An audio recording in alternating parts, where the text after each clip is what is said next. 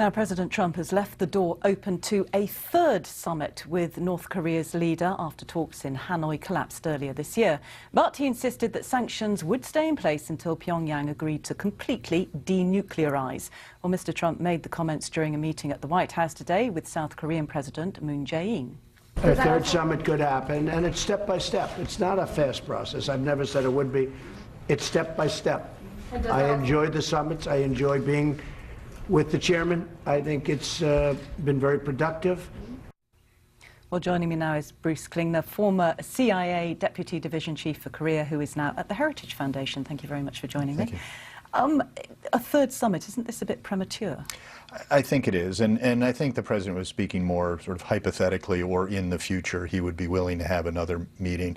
Secretary of State Pompeo said he hopes another summit is soon, but he also commented on a few months from now. So what we're hoping for is to have the special envoys work to actually get some details on an agreement rather than doing it at the top-down approach. But North Korea has been really resistant to having those kind of meetings. Now, of course, he was with the South Korean president at the White House. Wouldn't he want to be involved in these talks? Well, the U.S. had in the past insisted on a six-party talks process where all of North Korea's neighbors are involved because they all have concerns about North Korea, or they're an ally of North Korea. So the U.S. had insisted on that so that our allies bring their issues to the table. And I think it would be better to try to get a multilateral approach to this rather than really playing to North Korea by going down this bilateral path. Pyongyang has always said their actions are because of the U.S.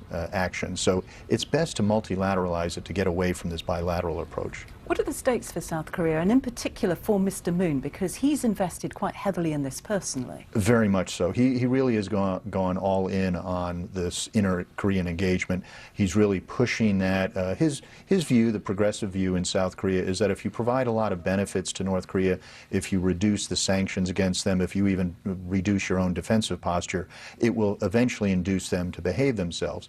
The U.S. feels that North Korea needs to be punished for its violations of UN resolutions and U.S. laws. Now, Mr. Trump also mentioned sanctions. Kim Jong-un has also mentioned sanctions, saying that there would be a serious blow to hostile forces imposing them.